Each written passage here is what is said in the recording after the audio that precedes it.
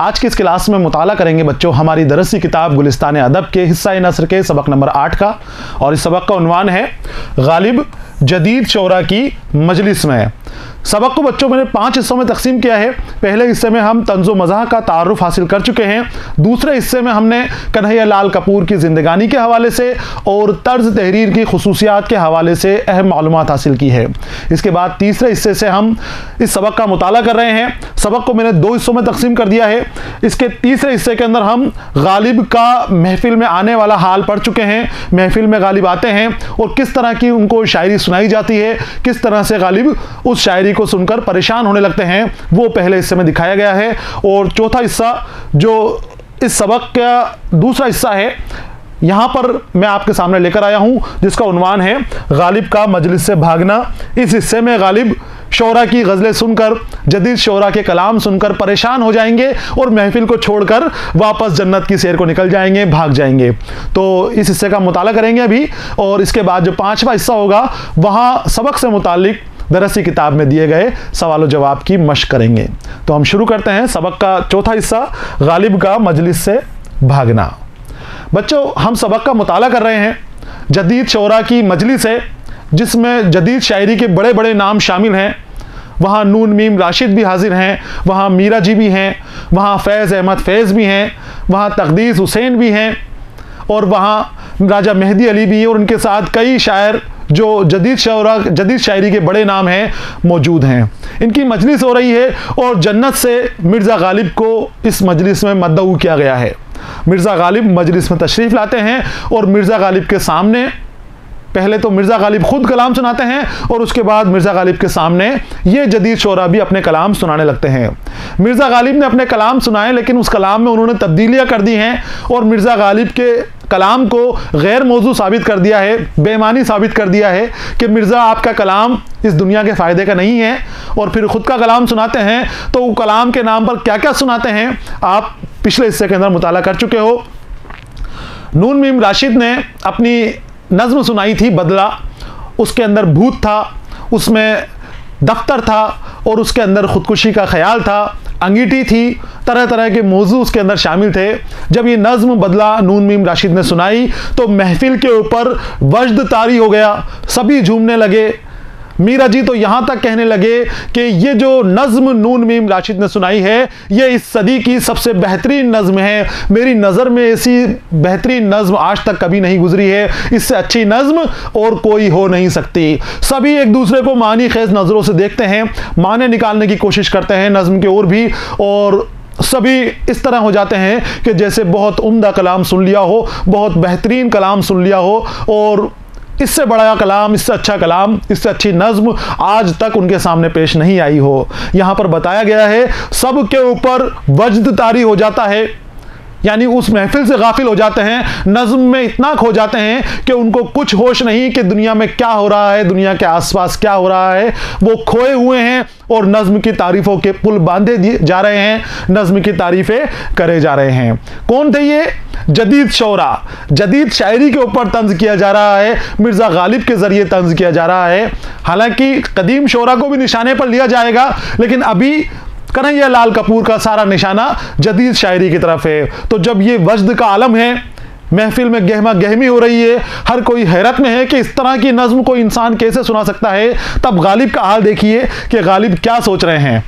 गालिब, अरशद साहब मुआफ़ कीजिएगा, आपकी नज़्म कम अज़ कम मेरे फ़हम से तो बालातर है। फ़हम यानी समझ। सब तारीफ़ों के पुल बांध रहे हैं उस नज़्म की, खूब खुश हो रहे हैं कि ऐसी नज़्म हमारे सामने कभी नहीं आई। और गालिब कहते हैं कि अरशद साहब आपने नज़्म सुनाई, लेकिन मुझे समझ में नहीं आ रहा कि इन सब के ऊपर कौन सा वजद तारी हो रहा है। ये नज़्म कम अज़ कम मेरे फ़हम से तो बाहर है, मुझे समझ में नहीं आ रही कौन सी नज़्म सुना दी आपने। तो फैज़ अहमद फैज़ जवाब दे रहे हैं, नून मीम राशिद खामोश हैं, अरशद साहब खामोश हैं। फैज़ जवाब देते हैं, गैज़ अहमद गैज़, ये सिर्फ अरशद ही पर क्या मुनहसिर है, यानी ये बात सिर्फ अरशद तक ही महदूद नहीं है। आपको अरशद की नज़्म समझ में नहीं आ रही तो ये सिर्फ अरशद के ऊपर ही मुबनी नहीं है, इनके ऊपर इस बात का इन्हिसार नहीं है। मशरिक़ की जदीद शायरी एक बड़ी हद तक मुबहम और इदराक से बालातर है। मुबहम यानी जिसका मतलब साफ ना हो, गैर वाज़े, जो समझ में ना आए, और इदराक अक्ल और फहम, इदराक यानी होती है अक्ल, अक्ल से बाहर है। गालिब कह रहे हैं कि नून मीम राशिद की गज़ल मेरे को, इनकी नज़्म मुझे समझ में नहीं आई, मुझे अच्छी नहीं लग रही, पता नहीं क्यों, सब तारीफ़ें कर रहे हैं।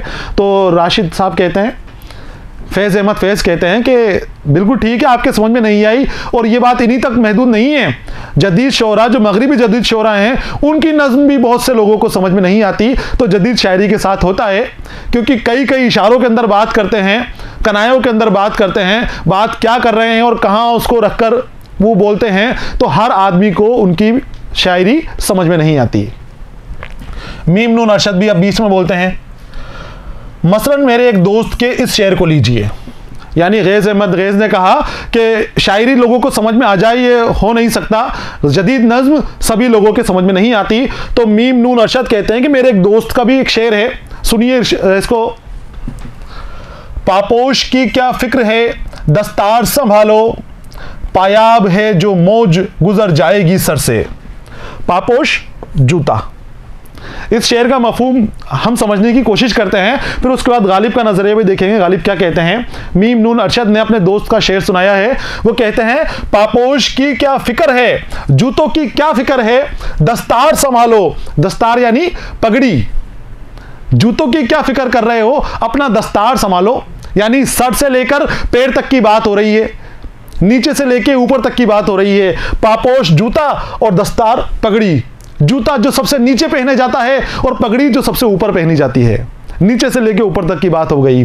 पापोश की क्या फिक्र है, दस्तार संभालो, पायाब है जो मौज, पायाब यानी जो बिल्कुल निचली है, जिसके अंदर पानी की वो लहर या उतना पानी जिसके अंदर हम आराम से चल सकें, उथला छिचला जिसको कहते हैं, पानी का किनारे का पानी जो बहुत कम होता है, जिसमें आसानी से चला जा सकता है, यानी उसके अंदर इंसान डूब नहीं सकता। तो पायाब में जो मौज है, पायाब है जो मौज गुजर जाएगी सर से, और जो मौज पायाब है जिसमें इंसान डूब नहीं सकता, वो मौज भी सर से गुजर जाएगी। समझ में नहीं आया शेर? तो गालिब कहते हैं, शेर को दोहराकर गालिब शेर को दोहराते हैं कि पापोश की क्या फिक्र है, दस्तार संभालो, पायाब है जो मौज गुजर जाएगी सर से।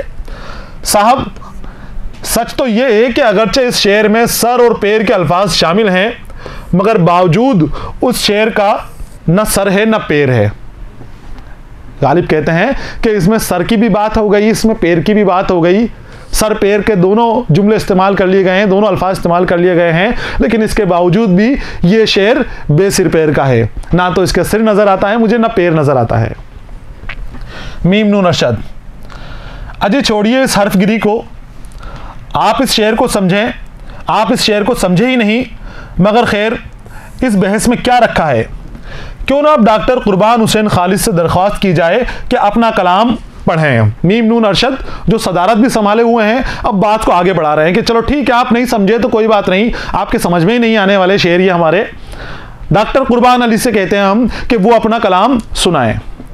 डॉक्टर खालिद, मेरी नज़्म का उन्वान है इश्क अर्ज क्या है। अब डॉक्टर कुर्बान हुसैन खालिद से नज़्म सुनी जा रही है, वो कहते हैं कि मेरी नज़्म का उन्वान है इश्क। इश्क के ऊपर ये नज़्म सुना रहे हैं। शुरू करते हैं नज़्म को। वो इश्क क्या है, इश्क क्या है, मैंने एक आशिक से पूछा। इश्क क्या है, मैंने एक आशिक से पूछा, उसने यूं रोकर कहा। इश्क क्या है, मैंने एक आशिक से पूछा, उसने यूं रोकर कहा, आशिक ने यूं रोकर कहा। इश्क एक तूफान है, इश्क एक सैलाब है, इश्क है एक जलजला, शौलाए जवाला, इश्क इश्क है पैगाम मौत। ये शायरी सुनाइए आपने कि मैंने एक आशिक से पूछा इश्क क्या है, तो वो कहता है कि इश्क एक तूफान है, इश्क एक सैलाब है, इश्क एक जलजला है, शौलाए जवाला, इश्क इश्क है पैगाम मौत। गालिब भाई ये क्या मजाक है, नज़्म पढ़िए, मुशायरे में नस्र का क्या काम है, क्योंकि ये नसरी नज़्म है। अब गालिब के ज़माने में नसरी नज़्म तो चलती नहीं थी, तो गालिब कह रहे हैं ये क्या बेवकूफ़ी वाली बात हो रही है। छोड़िए इन बातों को, ये नस्र क्यों सुनाते हो, मुशायरा है, यहां पर शायरी सुनाओ। डॉक्टर खालिस झुंझलाकर, अब जब गालिब ने कहा कि नस्र क्यों सुना रहे हो, नज्म सुनाओ, तो डॉक्टर खालिस को गुस्सा आ गया, झुंझलाकर कह रहे हैं तो आपके ख्याल में ये नस्र है, ये है आपकी सुखन फहमी का अलम। और फरमाया था आपने, हम सुखन फहम हैं, गालिब की तरफदार नहीं। गालिब का शेर था कि हम सुखन फहम हैं, गालिब के तरफदार नहीं। सुखन फहम, सुखन को समझने वाला, शेर की खूबियों और खामियों को समझने वाला, शेर की तारीफ को जानने वाला, शेर क्या होता है। तो झुंझला गए डॉक्टर खालिस। गालिब ने कहा कि शायरी सुनाइए, क्या सुना रहे हो आप, नस्र सुना रहे हो, नस्र का थोड़ी ये मजलिस है, ये तो मुशायरा है, शायरी सुनाइए। तो डॉक्टर खालिस ने कहा कि ये आपको नस्र नजर आती है, अरे ये नज्म है, आपको क्या हो गया, आप तो कहते थे कि आप शायरी को बहुत अच्छे से समझते हैं, सुखन फहम कहते थे अपने आप को, अब आपकी सुखन फहमी को क्या हो गया, कहाँ चली गई आपकी वो समझ, वो सुखन फहमी। गालिब, मेरी समझ में तो नहीं आया कि किस किस्म की नज्म है, न तरन्नुम, न काफिया, न रदीफ। नज्म ऐसी भी कोई होती है क्या? गालिब के ज़माने में जो नज़में होती थी, जो गज़लें होती थी, या जो भी सिन्फ लिखी जाती थी शायरी की, उसमें गज़ल हो या जो भी हो, उसके अंदर रदीफ भी होता था, काफिया भी होता था, बहर भी होते थे, औज़ान की भी पाबंदी की जाती थी और तरन्नुम भी उसके अंदर होती थी। अब जो जदीद शायरी है उसके अंदर इनकी पाबंदियाँ नहीं है। बग़ैर रदीफ के भी आप लिखना चाहें तो आपको इजाज़त है, बग़ैर काफिया के लिखना चाहें तो आपको इजाज़त मिल गई, बग़ैर तरन्नुम के आप लिखें, बहर भी छोड़ दें तब भी कोई उसके ऊपर एतराज़ नहीं है। इस तरह की शायरी अब इस ज़माने के अंदर लिखी जा रही है, क्योंकि ज़माना तरक्की पसंदी का ज़माना है, नया ज़माना है, जदीद दौर है। डॉक्टर खालिस मिर्ज़ा कह रहे हैं कि ना तरन्नुम है, ना काफिया है, ना रदीफ है। तो डॉक्टर खालिस मिर्ज़ा की बात का जवाब देते हुए कहते हैं, मिर्ज़ा साहिब, यही तो जदीद शायरी की खुसूसियत है। आपने उर्दू शायरी को काफिया और रदीफ की फौलादी जंजीरों में कैद कर रखा था, हमने उसके खिलाफ जिहाद करके उसे आज़ाद किया और इस तरह उसमें वो औसाफ पैदा किए हैं जो महज खारजी खुसूसियात से कहीं ज़्यादा अहम हैं। मेरी मुराद रिफ़त तक़य्युल, ताज़गी इफ़कार और नुदरत फ़िक्र से है। रिफ़त तख़य्युल, ख़यालात की बुलंदी, उड़ान, रिफ़त तख़य्युल, ख़यालात की बुलंदी, ताज़गी इफ़कार, फ़िक्र की ताज़गी और नुदरत फ़िक्र, सोच का अनोखापन, नयापन, सबसे अलग हटकर सोच। तो ये कहते हैं कि आपने रदीफ़ और काफिया को मोटी मोटी जंजीरों में कैद कर रखा था, फौलादी जंजीरों में आपने गज़ल को कैद कर रखा था। रदीफ़ और काफिया की पाबंदी आप मांगते थे तो आप मौजू को से हट जाते थे, रदीफ़ और काफिया की वजह से आपकी शायरी असरदार नहीं हो पाती थी, वो सोच, वो फिक्र आप अपनी शायरी के ज़रिए पेश नहीं कर सकते थे। हमने इसके खिलाफ जिहाद चलाया, हमने लंबी लड़ाई लड़ी और हमने शायरी को उन जंजीरों से आज़ाद किया, रदीफ़ और काफिया की जंजीरों से आज़ाद किया। और आज आप देख लीजिए हमारी शायरी के अंदर आपको रिफ़त फ़िक्र भी मिलेगी, ये हमारी शायरी की पहचान है, नए ज़माने की शायरी है। गालिब फिर मुस्कुराने लगते हैं हल्के से, रिफ़त तख़य्युल, क्या खूब परवाज़ है, मजाक उड़ा रहे हैं, बोले ये रिफ़त तख़य्युल, जिसके मन में चाहा उसने वो लिख दिया, ये परवाज़ है तुम्हारी। मैंने एक आशिक से पूछा, उसने यूं रोकर कहा। अब उसी नज़्म का जो अभी आपने पीछे पढ़ी थी उसका ही मुताला कर रहे हैं गालिब कि ये तुम्हारी परवाज़ है कि मैंने एक आशिक से पूछा, उसने यूं रोकर कहा। डॉक्टर खालिस चिढ़ गए, डॉक्टर खालिस का मजाक बना रहे हैं मिर्ज़ा गालिब, उन्हीं की नज़्म पढ़ रहे हैं जो पीछे अभी हमने पढ़ी है कि मैंने एक आशिक से पूछा, उसने यूं रोकर कहा। तो डॉक्टर खालिस फिर चिढ़कर कहते हैं, आशिक रोकर नहीं कहेगा तो क्या कह लगाकर कहेगा। आशिक की बात कर रहे हैं हम, अगर उससे कोई बात पूछेंगे, उसके दिल में दर्द होता है, तड़प होती है, कुछ बात करोगे तो वो रोएगा नहीं तो क्या ठट्टे मारेगा, कहे लगाएगा। मिर्ज़ा आप ये भी नहीं जानते हैं कि इश्क और रोने में कितना गहरा ताल्लुक है। आपको पता ही नहीं है कि इश्क और रोने में कितना गहरा ताल्लुक है, नहीं जानते आप। गालिब, मगर आपको काफिया और रदीफ तर्क करने की ज़रूरत क्यों पेश आई? रफ़ीक अहमद खूकर जवाब देंगे अब कि हमने काफिया और रदीफ क्यों छोड़ा। अब यहां पर बच्चों आपको बड़े गौर से देखना है पैराग्राफ को। नज़्म इस सबक के अंदर जदीद नज़्म के ऊपर तनकीद की गई है, तंज किया गया है, मज़ाहिया अंदाज में तंज किया गया है। हंसी हंसी के अंदर हम जान सकते हैं कि ये नज़्म इस तरह की नहीं होनी चाहिए थी जिस तरह की लिखी गई हैं। लेकिन मैंने बताया आपको, कन्हैया लाल कपूर किसी का लिहाज नहीं करते हैं, किसी की परवाह नहीं करते हैं। जब आप नश्तर फेंकते हैं और निशाना बनाकर फेंकते हैं तो नश्तर आपका आर पार हो जाता है। आपका तंज तेज धार वाले नश्तर की तरह होता है जो गहराई तक असर करता है। अभी तक आप जदीद नज़्मों को निशाना बनाते हुए आ रहे हैं, जदीद नज़्मों की, जदीद शायरों की खामियों को पेश करते चले जा रहे हैं, उनका मजाक बढ़ाते चले जा रहे हैं। यहाँ पर आकर रफ़ीक अहमद खूंगर के ज़रिए आप कदीम शोरा को निशाने पर ले रहे हैं, उनके ऊपर निशाना लगा रहे हैं कि जदीद शायरी ख़राब मान लो अगर, या उस परवाज़ की नहीं मानी जाए जो होनी चाहिए, उस मेयार की नहीं मानी जाए, तो कदीम शोरा भी कम नहीं थे। उन्होंने भी हुस्न और इश्क की बातों के अंदर लोगों को, राजाओं को, नवाबों को खुश करने के लिए अपनी शायरी लिखी थी। वो शायरी लिखी थी जो मुआशरे के गरीब तबके के लोगों को कोई फ़ायदा नहीं पहुंचा पाई। ऐसे लोगों को जहां तक फ़ायदा होना चाहिए था, उनके मसलों को सामने लाना चाहिए था, वो शायरी किसी के मसलों को सामने नहीं ला पाई थी। सिर्फ हुस्न और इश्क की परस्तार बन के रह गई, सिर्फ दिखावटी, बनावटी, सजावटी शायरी बनकर रह गई, सिर्फ नवाबों से, महाराजाओं से, बादशाहों से इनामात हासिल करने वाली शायरी बनकर रह गई, कसीदे के अंदाज में लिखी गई शायरी बनकर रह गई। वहां पर आपको मजदूरों के, किसानों के, दबे कुचले लोगों के, मुल्क में जो मुआशरे में तफरीकात हैं, उन तफरीकात के ऊपर आपको कोई मौज़ूआत ऐसा नहीं मिलता कि जहां पर वो शायरी की गई हो। तो अब यहां पर उस शायरी को भी निशाना बनाया जा रहा है। देखिए कैसे निशाना बनाते हैं। गालिब कहते हैं कि आपको काफिया और रदीफ तर्क करने की ज़रूरत क्यों पेश आ गई, तो जवाब मिलता है गालिब को, इसकी वजह मगरबी शोरा का ततब्बु नहीं, ततब्बु यानी तकलीद, पैरवी। मगरबी शायरी के अंदर बच्चों रदीफ और काफिया ज़रूरी नहीं है, ये यही बंदिशें हैं, फ़ारसी और उर्दू के अंदर ज़्यादा बंदिशें यही हैं, उनसे भी अब आज़ादी मिल चुकी है। तो ये कहते हैं कि इसकी वजह, रदीफ और काफिया तुर्क करने की वजह मगरिब की तकलीद नहीं है, हम उनका पेशवाई नहीं कर रहे, उनके पीछे नहीं चल रहे हैं, बल्कि हमारी तबीयत का फितरी मैलान है जो ज़िंदगी के दूसरे शोबों की तरफ शेर व अदब में भी आज़ादी का जोया है। जोया यानी तलाश करने वाला और मैलान यानी झुकाव। ये हमारा खुद का फितरी झुकाव है जो हम नए मौज़ूआत की तलाश की वजह से परेशान हैं। हम शायरी को नए अंदाज में पेश करना चाहते हैं, नए तरह के मौज़ूआत शायरी में शामिल करने चाहते हैं।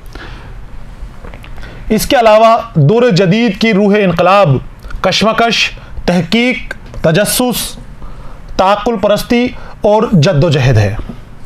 वो कहते हैं रफ़ीक अहमद गालिब से कि ये जो बदलाव हुआ है, रदीफ़ और काफ़िया हमने तर्क किए हैं, तरन्नुम तर्क की है, उसकी एक वजह तो ये है कि हम रदीफ़ और काफ़िया को हमारे लिए ग़ुलामी की ज़ंजीरें मानते थे, हमें आज़ाद होना था, आज़ादी की तलाश में हम निकले थे, तो हमने उसको तर्क कर दिया। और दूसरा ये कि ये दौर जदीद है, ये नया दौर है और इस दौर की रूह इनकलाब है, इस दौर की रूह कशमकश है, तहकीक है, तजस्सुस है। तजस्सुस यानी किसी बात को जानने की ख्वाहिश, नई बातें जानने की ख्वाहिश, तहकीकात करना, चीज़ को ढूंढ ढूंढ कर निकाल लेना। नए दौर में ये कारनामे अंजाम दिए जाते हैं। ताक़ुल परस्ती होती है, ताक़ुल जो अक्ल की बात माने, ताक़ुल परस्ती, अक़लियत परस्ती, सिर्फ उसी बात को तस्लीम करना जिसे अक्ल कबूल करती हो, ख़याली बातों को नकार देना, फ़र्ज़ी क़िस्सों को, फ़र्ज़ी कहानियों को झूठा समझना, ये ताक़ुल परस्ती है जो अक्ल की बात करे, फ़हम की बात करे। तो बोलते हैं कि ये नया दौर है, जदीद दौर है, यहाँ पर अक्ल की बात होती है, यहाँ पर फालतू बनावटी बातें नहीं होती, यहाँ पर हुस्न और इश्क की जो रंगीनियाँ होती थी उनकी बात नहीं होती, यहाँ पर नए अंदाज की बातें होती हैं, यहाँ पर सच्चाई की बातें होती हैं। तहकीकात करने के बाद जो सबूत आते हैं उन सबूतों के उस पर बुनियाद के ऊपर बात होती है। ऐसे नहीं कि बनावटी बातें, आराइश और साज सिंगार की बातें की जा रही हैं। और माहौल की इस तब्दीली का असर अदब पर हुआ है और मेरे इस नुक्ते को थेकरे ने भी अपनी किताब वैनिटी फेयर में तस्लीम किया है। अब थेकरे मगरिबी अदब के बहुत बड़े अदीब हैं, इनकी किताब थी वैनिटी फेयर और इस किताब के अंदर भी कहते हैं कि मेरे नज़रिए को शामिल किया गया है। इसलिए हमने महसूस किया कि कदीम शायरी नाकिस होने के अलावा, नाकिस जो किसी असर को साबित करे लेकिन खुद असर नहीं छोड़े, उसे नाकिस कहा जाता है। जो दूसरे असर को साबित करती है, यानी जो पहला असर हो चुका है उसी की खूबसूरती, उसी की तारीफ़ें बयान की जा रही हैं, लेकिन उसके ज़रिए कोई बदलाव नहीं हो, कोई तब्दीली नहीं आए, वो नाकिस यहाँ पर मुराद लिया गया है। तो शायरी नाकिस थी। नाकिस होने के अलावा रूह में वो लतीफ़ कैफियत पैदा नहीं कर सकती जो मिसाल के तौर पर डॉक्टर खालिद की शायरी का जौहर है। यानी जो नए ज़माने के शायर हैं, उनकी शायरी जो असर पैदा करती है, जो मुआशरे में तब्दीलियाँ पैदा करती है, आपकी शायरी में वो क़ुव्वत नहीं थी कि इस तरह की तब्दीलियाँ करे। सिर्फ नाकिस शायरी आपकी शायरी को माना जा सकता है। कदीम शोरा और जदीद शोरा के माहौल में ज़मीन और आसमान का फ़र्क है। कदीम शोरा बकौल मौलाना आज़ाद हुस्न व इश्क की हदूद से बाहर ना निकल सके, और हम जिन मैदानों में घोड़े दौड़ाते हैं या दौड़ा रहे हैं, में ना उनकी वुसअत की कोई इंतहा है और ना उनके अजाइब व लताइफ का शुमार है। मौलाना मोहम्मद हुसैन आज़ाद ने भी कहा है कदीम शोरा के बारे में कि वो हुस्न व इश्क की सरहदों से बाहर नहीं निकल पाए, वहीं उनकी हदें कायम रहीं और उसी के मुताबिक उन्होंने शायरी की। कभी उनसे बाहर निकल कर नहीं देखा कि हुस्न इश्क के अलावा दूसरे मौज़ूआत भी दुनिया में शामिल हैं। बहुत सारी चीज़ें हैं जिनके ऊपर शायरी की जानी चाहिए, लेकिन उस वक्त के शोरा को इन चीज़ों की ज़रूरत ही नहीं पड़ी, क्योंकि वो जो शायरी थी, मैं आपको बता चुका हूँ कि कदीम शायरी जो थी वो हुस्न इश्क की शायरी थी, और वो शायरी ऐसी शायरी थी जो इनामात और इकरामात के लिए, नाम के लिए लिखी जाती थी। वहाँ पर नाम भी चाहिए था, रुतबा भी चाहिए था, पैसा भी चाहिए था, और इस शायरी के अंदर ना पैसा है, ना नाम है, ना रुतबा है, लेकिन इस्लाह है, मुआशरे की भलाई है, मुआशरे की बहबूदी है। तो नए ज़माने की शायरी पुराने ज़माने की शायरी से अलग है, और फिर मौज़ूआत का दायरा भी इसके अंदर वसी हो जाता है। हर तरह के मौजू इन्होंने जदीद शोरा ने शायरी के लिए इस्तेमाल किए हैं। हर टॉपिक के ऊपर आपने, हर सब्जेक्ट के ऊपर शायरी लिख दी है। इस तरह रफ़ीक अहमद अपनी बात को पूरी करते हैं। गालिब कहते हैं कि मैं आपका मतलब नहीं समझा, इतनी भारी भरकम बातें कह दी, इतनी बड़ी बड़ी बातें कह दी, वो गालिब की समझ से बाहर थी, क्योंकि गालिब को तो नए ज़माने के बारे में मालूम ही नहीं था। तब्दीलियाँ जो आई गालिब के ज़माने के हिसाब से आप देखिए तो गालिब की शायरी उम्दा शायरी है। अगर आप सिर्फ मज़े के लिए शायरी देखेंगे तो पुराने ज़माने के शोरा हैं, बड़ी उम्दा शायरी लिखी है, बहुत बेहतरीन शायरी लिखी है, मुशायरों में आज भी पढ़ी जाती है। लेकिन उस शायरी से मुआशरे को क्या फ़ायदा हुआ, तो फिर वहाँ पर नील बटा आता है कि कोई फ़ायदा नहीं हुआ। तो गालिब को ये बात समझ में नहीं आई, भारी भरकम बात। मीम नून अरशद कहते हैं। अब अरशद उन्हीं की बात का वापस वजाहत करते हैं और कहते हैं, खुगर साहब ये कहना चाहते हैं कि हम एक नई दुनिया में रहते हैं। अरशद साहब अब समझा रहे हैं, वो कहते हैं कि खुगर साहब ने जो भारी भरकम बातें आपके सामने पेश की हैं, आपको जदीद शायरी के बारे में जो मालूमात दी है, कदीम शायरी की खामियां भी बताई हैं, तो आपके समझ में नहीं आई। अब मैं समझाता हूं आपको। तो ये कहते हैं कि हम जिस दुनिया में रह रहे हैं वो दुनिया एक अलग तरह की दुनिया है, वो दुनिया एक नई दुनिया है। जो पुरानी दुनिया थी वो अब ख़त्म हो चुकी है, वो तबाह बर्बाद हो चुकी है। ये दुनिया पहले जैसी नहीं रही। ये रेडियो, हवाई जहाज़ और धमाके से फटने वाले बमों की दुनिया है। ये भूख, बेकारी, इनकलाब और आज़ादी की दुनिया है। इस दुनिया में रहकर हम अपना वक्त हुस्न व इश्क, गुलो बुलबुल, शीरियों फरहाद के अफसानवे में ज़ाया नहीं कर सकते। शायरी के लिए और भी मौजूए सुखन है, जैसा कि हमारे एक शायर ने कहा है, और उसके बाद वो एक कलाम सुनाते हैं जिसका हम मुताला करेंगे अभी। तो मीम नून राशिद फिर गालिब को समझाते हैं कि आपकी जो दुनिया थी वो अलग तरह की दुनिया थी, अब ये दुनिया वैसी नहीं है। ये रेलगाड़ी, हवाई जहाज़, कार, बसों की दुनिया है। यहाँ धमाके से फटने वाले बम मिलते हैं, पल की पल में यहाँ पर हादसा हो जाते हैं। यहाँ पर भूख है, बेरोज़गारी है, बीमारियां हैं तरह तरह की, मुफलिसी लोगों को घेरे हुए है, और भी बहुत सारे मसले लोगों के सामने पेश हैं। अब यहाँ पर हुस्न व इश्क के बारे में बात करने की फुर्सत नहीं है। ये जो मौजूआत हैं ये कदीम शायरी के मौजूआत हैं। हुस्न व इश्क, गुलो बुलबुल, शीरियों फरहाद, इन मौजूआत के ऊपर उस ज़माने के अंदर शायरी हुआ करती थी।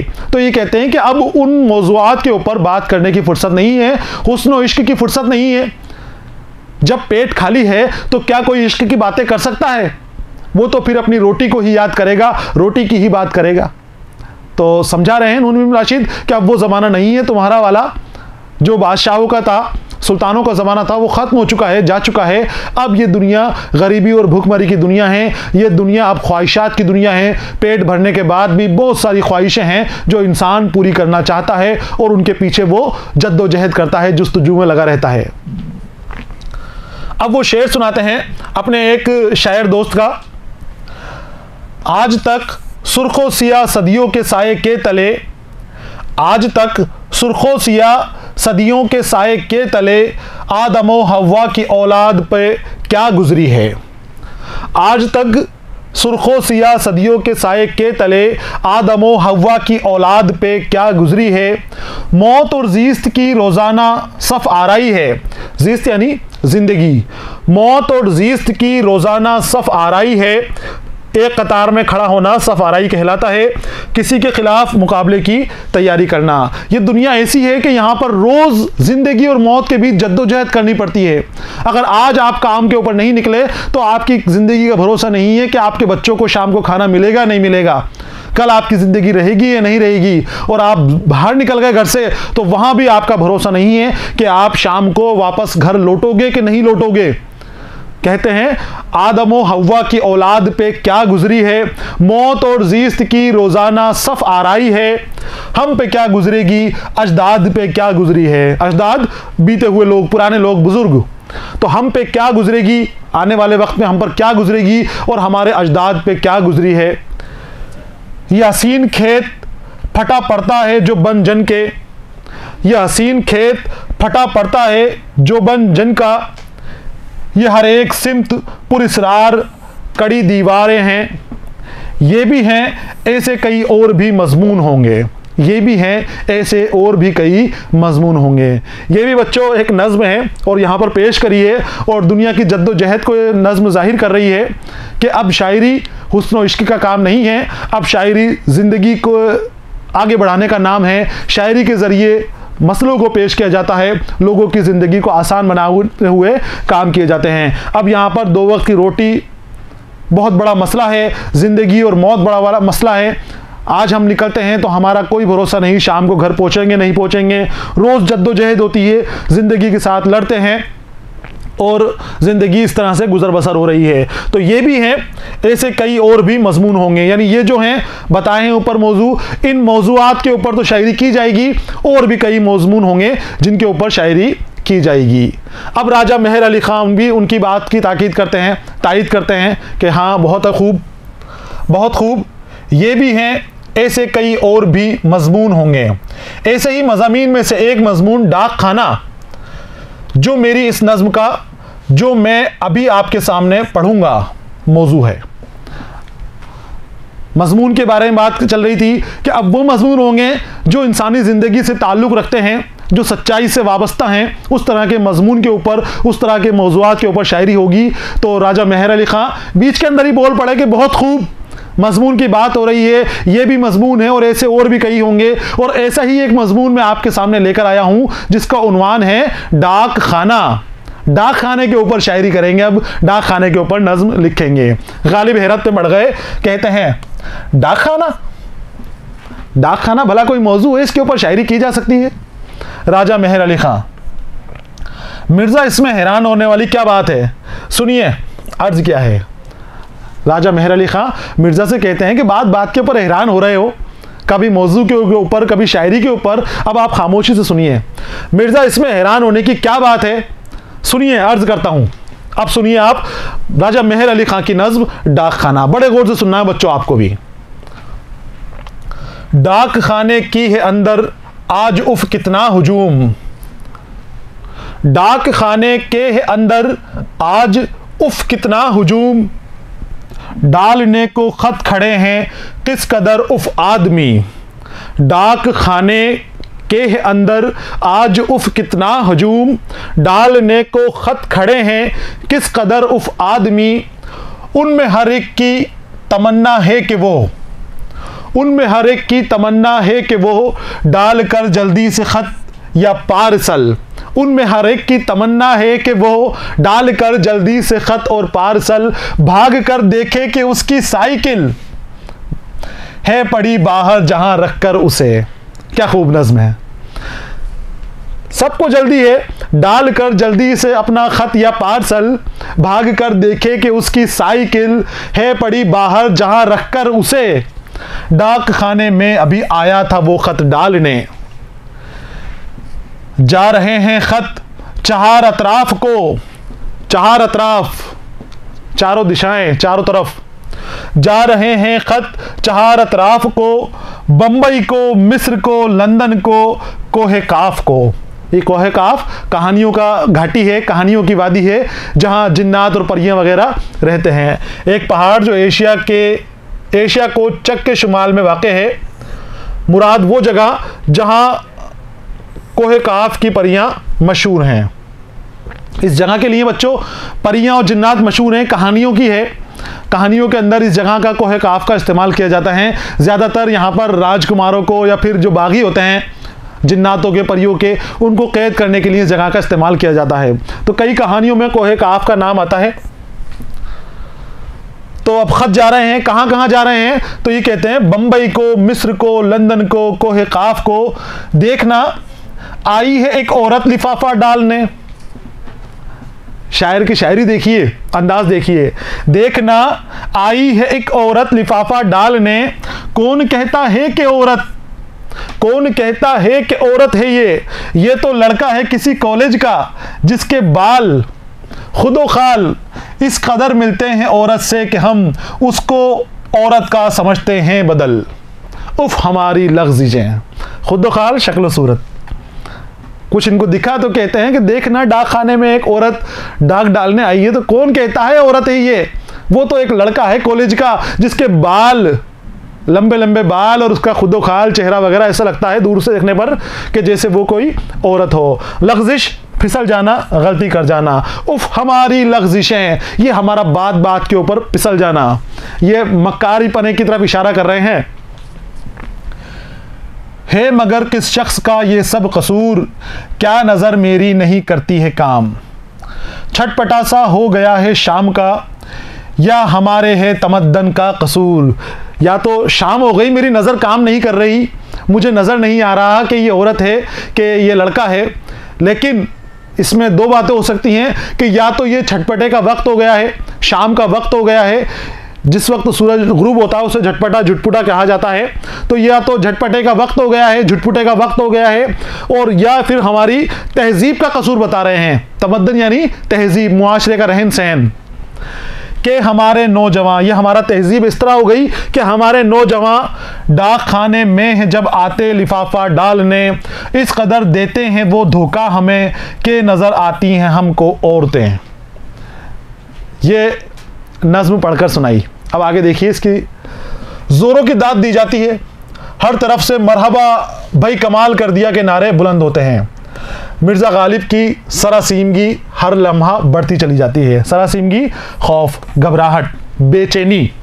मिर्ज़ा गालिब मुशायरे में शामिल हैं और अब नज़्म सुनाई गई है उनको। डाकघर सब सुनी सबने, और फिर वही हालात, सब खूब तारीफ़ कर रहे हैं, दाद दे रहे हैं, मरहबा मरहबा कर रहे हैं, दादो तहसीन मिल रही है हर तरफ से। लेकिन मिर्ज़ा गालिब बेचैन हो रहे हैं, बोले क्या करूँ मैं, क्या सुनाए जा रहे हैं मुझे। उनको कुछ समझ में ही नहीं आ रहा क्या काम हो रहा है। तो सरासीमगी के माने आपको लिख लेने हैं, खौफ, घबराहट, बेचैनी। मिर्ज़ा गालिब को अब डर लगने लग गया है, बेचैन हो रहे हैं कि मैं यहाँ पर बैठा रहूँगा तो मुझे क्या क्या सुनने को मिलेगा। मीम नून अरशद। अब मैं हिंदुस्तान के मशहूर शायर प्रोफेसर गैज़ से दरख्वास्त करूंगा कि वो अपने ताज़ा अफकार से हमें नवाजे। अब फैज़ अहमद फैज़ की बारी आने वाली है। प्रोफेसर फैज़, प्रोफेसर गैज़, मैंने तो कोई नई चीज़ नहीं लिखी हीरा जी, तो फिर वही नज़्म सुना दीजिए जो पिछले दिनों रेडियो वालों ने आपसे लिखवाई थी। प्रोफेसर गैज़ जवाब देते हैं, आपकी मर्ज़ी है तो वही सुन लीजिए। उन्वान है लुगाई, और जो असल नज़्म थी जिसकी पैरोडी लुगाई की गई है उसका उन्वान था बच्चों तन्हाई। तो फैज़ अहमद फैज़ यानी यहाँ पर गैज़ अहमद गैज़ सभी की फरमाइश के ऊपर अपनी मशहूर नज़्म सुना रहे हैं, शाहकार नज़्म सुना रहे हैं, और उसका गैज़ अहमद गैज़ की नज़्म का नाम लिया गया है यहाँ पर लुगाई। देखिए आप, फोन, फिर आया दिलेजार नहीं फोन नहीं।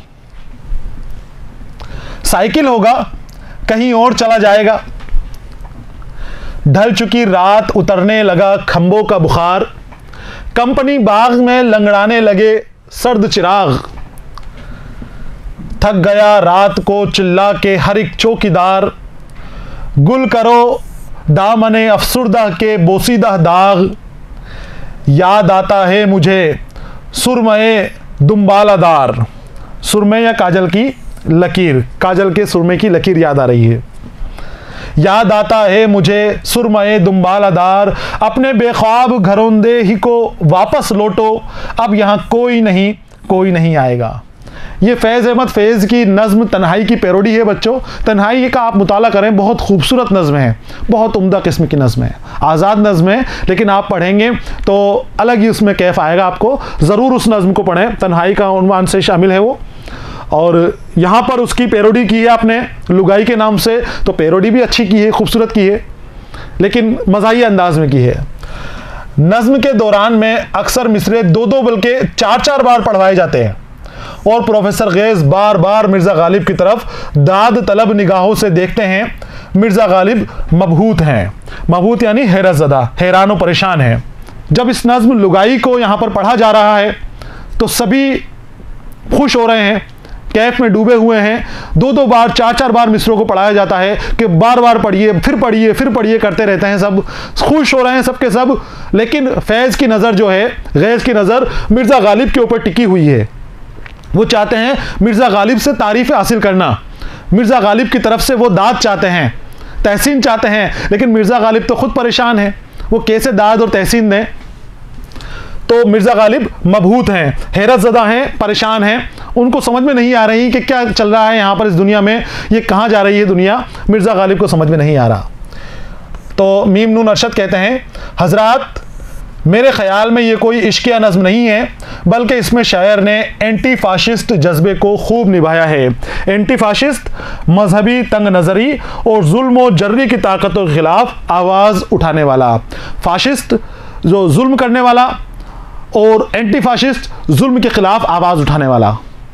तो मीम नून अरशद कहते हैं कि ये कोई इश्किया नज़्म नहीं है, इश्क मोहब्बत की यहाँ पर बातें नहीं हो रही हैं, ये तो जालिमों के ख़िलाफ़ आवाज़ उठाने वाली है। और रफ़ीक अहमद सरगोशी के अंदाज में हीरा जी से कहते हैं, सरगोशी कानागोशी करते हैं, उनकी कान के अंदर गुफ्तगू कर रहे हैं, कानाफूसी कर रहे हैं, धीरे से उनको कहते हैं कि बकवास है। ये कह रहे हैं कि बहुत अच्छी नज़्म है, लेकिन उनको भी आपस में ऐसा लग रहा है और दूसरे से कहते हैं मीरा जी से कि बकवास है। मीम नून अरशद। अब जनाब बिक्रमाजीत वर्मा से इस्तदा की जाती है कि अपना कलाम सुनाइए। इस्तदा यानी दरख्वास्त, गुजारिश। तो जब ये नज़्म सुना दी, अब सदर साहब बिक्रमाजीत जी का नाम ले रहे हैं, ये इंद्रजीत वर्मा थे, ये अपने गीतों के लिए मशहूर हैं। ये कहते हैं, मैंने हज़्म मामूल यानी मामूल के मुताबिक जैसे हम करते आए हैं, जैसा होता आया है, उसके मुताबिक कुछ गीत लिखे हैं। अब गीत का नाम सुनते ही मिर्ज़ा फिर बिफर पड़े, बोले गीत? गालिब हैरान होकर, शायर अब गीत लिख रहे हैं? मेरे अल्लाह दुनिया किधर को जा रही है? गालिब फिर परेशान है गीत का नाम सुनते ही। बिक्रमाजीत वर्मा, मिर्ज़ा आपके ज़माने में गीत शायरी की एक बाकायदा सिन्फ तो करार नहीं दी गई थी, दौरे जदीद के शोरा ने इन्हें एक काबिल इज़्ज़त सिन्फ का दर्जा दिया है। गीत बच्चों आप 11वें दर्जे के अंदर मुताला करके आए हो, काफ़ी सारे गीत वहाँ पर शामिल हैं, उर्दू अदब की एक सिन्फ है, लेकिन कदीम ज़माने के अंदर ये सिन्फ की हैसियत नहीं रखती थी और इज़्ज़तदार लोग गीत ना तो गाते थे और ना ही गीत लिखते थे। निचले तबके के मिरासी वगैरह का ये काम होता था, भांडों का काम होता था, जो गीत लिखते भी थे और गीत गाते भी थे। गालिब, जी हाँ, हमारे ज़माने में औरतें भांड, मिरासी गाना गाने वालों को कहते हैं, गाने बजाने वाली एक ख़ास कौम होती है, मीरास का काम करने वाली मिरासी। तो हमारे ज़माने में औरतें, भांड, मिरासी या फिर इस क़िमाश के लोग गीत लिखा करते थे। इसी क़िमाश यानी इसी पेशे को इख्तियार करने वाले लोग, इसी काम को करने वाले लोग गीत लिखा करते थे। बिक्रमाजीत वर्मा, पहला गीत बिरहन का संदेश अर्ज़ किया है। अब गीत सुना रहे हैं और गीत का उन्वान है बिरहन का संदेश। गीत देखते हैं हम। उड़ जा देश विदेश रे कौए, उड़ जा देश विदेश, सुनकर तेरी काएं काएं, गालिब खूब सुनकर तेरी काएं काएं, बिक्रमजीत अर्ज किया है, सुनकर तेरी काएं काएं आंखों में आंसू भर आए, बोल ये तेरे मन को भाए, मत जाना परदेस रे कौए, उड़ जा देश विदेश। ये गीत है और गालिब भी अब सुर में सुर मिला रहे हैं। जब उन्होंने कहा कि सुनकर तेरी काएं काएं, तो गालिब भी चिल्ला उठे, बहुत खूब, सुनकर तेरी काएं काएं। मीम नून अरशद बीच में बोलते हैं, भाई क्या अछूता ख्याल है पंडित साहब, मेरे ख्याल में एक गीत आपने कबूतर पर भी लिखा था, वो भी मिर्ज़ा को सुना दीजिए। इससे पहले इन्होंने कबूतर पे भी गीत लिखा होगा, तो अरशद साहब कहते हैं कौवे के ऊपर तो आपने खूबसूरत सुना ही रहे हो, बिरहन का गीत सुना रहे हो, आपने एक अपना कबूतर के ऊपर भी गीत लिखा था और वो भी मशहूर था, वो भी गालिब साहब आए हुए हैं, मजलिस में शामिल हैं, सुना दीजिए इनको भी लगे हाथ। बिक्रमजीत वर्मा, सुनिए, पहला बंद है। बोल कबूतर बोल, देखो कोयलिया कूक रही है, मन मेरे हुक उठी है, क्या तुझको भी भूख लगी है, बोल गुटर हूं, बोल कबूतर, बोल कबूतर बोल।